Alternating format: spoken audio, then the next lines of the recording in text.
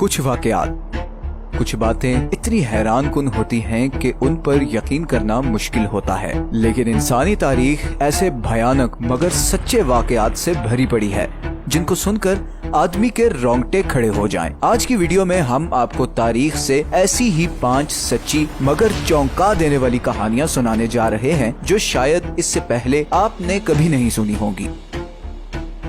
15वीं और 16वीं सदी को इटालियन रेनेसांस का पीरियड कहा जाता है। ये वो जमाना था जब इटली का कल्चर और आर्ट पूरे यूरोप बल्कि पूरी वेस्टर्न दुनिया पे छाया हुआ था। Leonardo da Vinci, Michael Angelo इसी इटालियन रेनेसांस के दौरान पैदा हुए और पूरी दुनिया को ऐसा मास्टर क्लास आर्ट वर्क दिया जो इससे पहले इंसानों ने कभी नहीं देखा था। लेकिन इसी 200 साल के दौरान एक बहुत ही भयानक वाकया हुआ।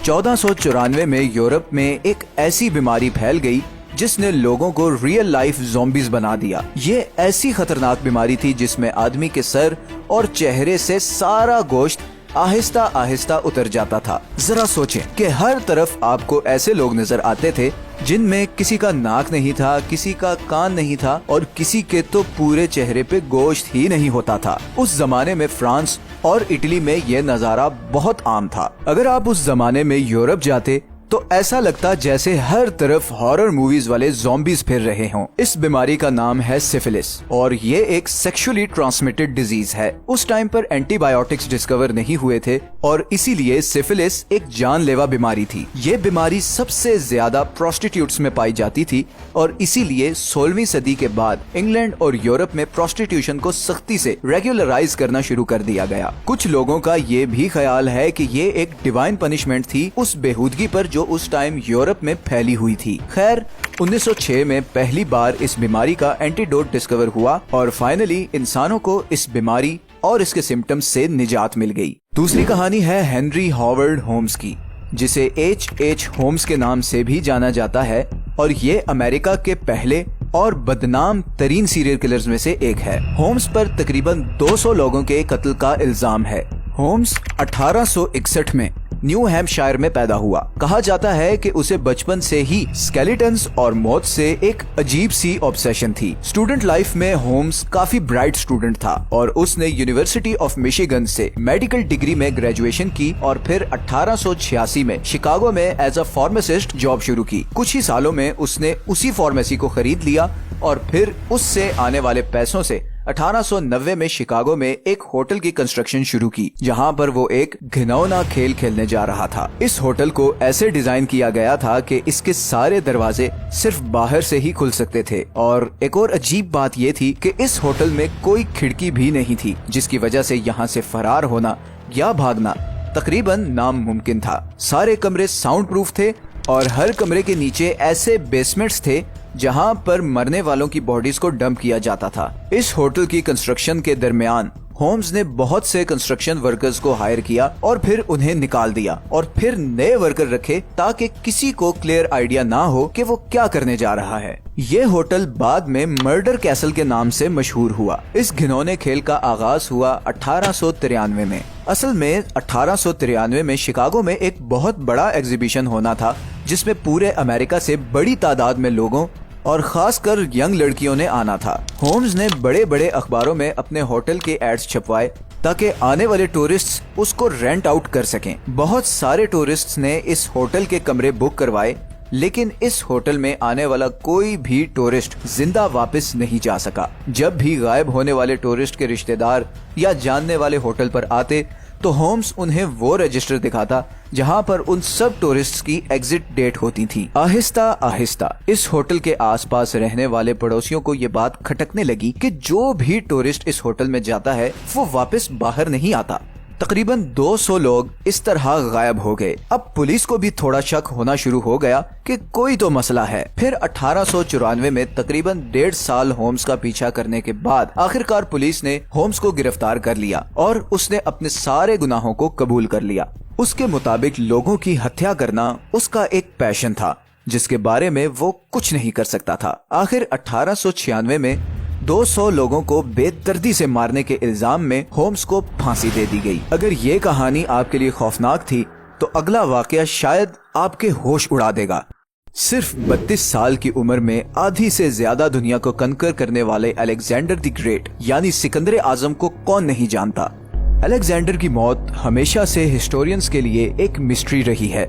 कोई कहता है कि उसे जहर दिया गया, कोई कहता है कि उसे मलेरिया हुआ और किसी के मुताबिक उसे टाइफॉइड हुआ जिससे उसकी मौत हुई। लेकिन एक रीसेंट रिसर्च के मुताबिक सिकंदर की मौत इनमें से किसी भी बीमारी से नहीं हुई थी, बल्कि उसकी मौत तो हुई ही नहीं थी और उसे तो असल में जिंदा दफन किया गया था। ड्यूनेडन स्कूल ऑफ मेडिसिन न्यूजीलैंड के डॉक्टर्स के मुताबिक इस भयानक डिस्कवरी की वजह है अलेक्जेंडर के सिम्टम्स और हिस्टोरिकल रिकॉर्ड्स। तारीखी रिकॉर्ड के मुताबिक 29 मई 323 BC को सिकंदर ने एक दावत का एहतमाम किया और उसमें उसने खूब शराब पी। अगले ही दिन 30 मई को उसे शदीद बुखार हो गया और पूरे जिस्म में दर्दें शुरू हो गईं। लेकिन अलेक्जेंडर को यही लगा कि शायद ये लंबे सफर की थकावट है और अगले दिन भी उसने काफी ज्यादा शराब पी ली। उसी दिन रात को अलेक्जेंडर को पैरालिसिस अटैक हो गया। डॉक्टर कैथरीन हॉल के मुताबिक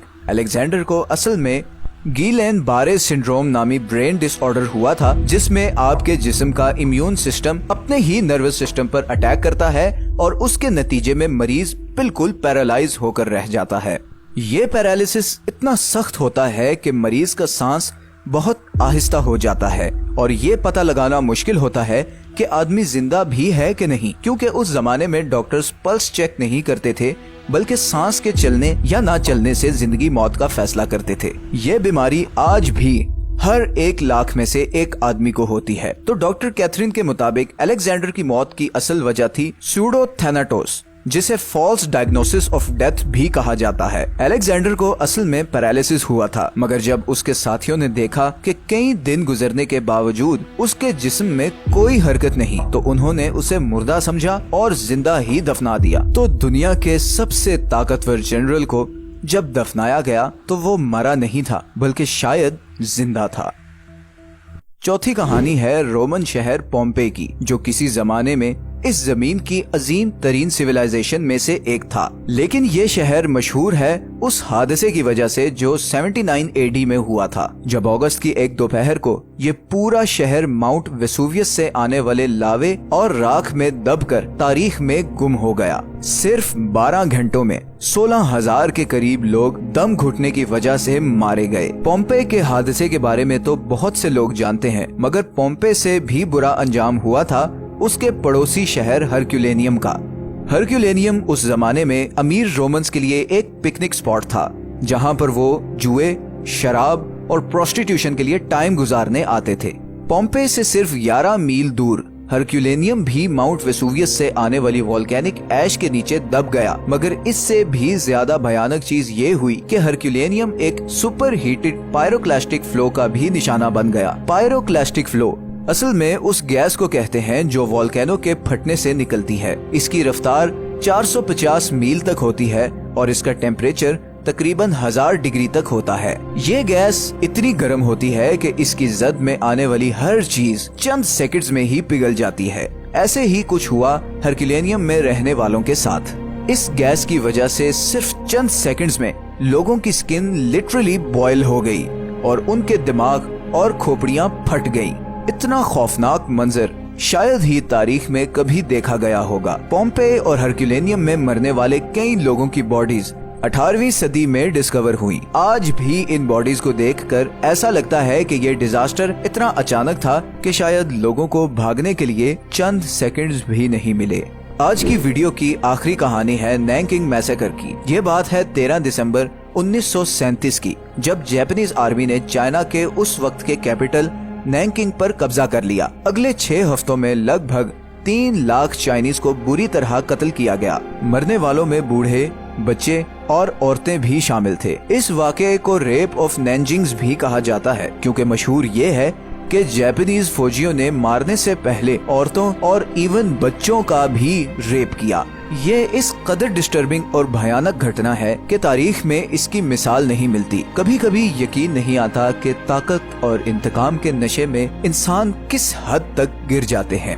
ये तो सिर्फ चंद किस्से हैं जिन्हें हमने तारीख में से चुना है। अभी तो ऐसी बहुत सी घटनाएं और राज हैं जिन पर से हमने पर्दा उठाना है। अगर आपको ये वीडियो अच्छी लगी है तो इसे लाइक और चैनल को सब्सक्राइब जरूर कर दें। अगर आपके पास कोई सजेशन है तो नीचे कमेंट्स में जरूर बताएं। मिलते हैं नेक्स्ट वीडियो में। अपना ख्याल रखिएगा। अल्लाह हाफिज।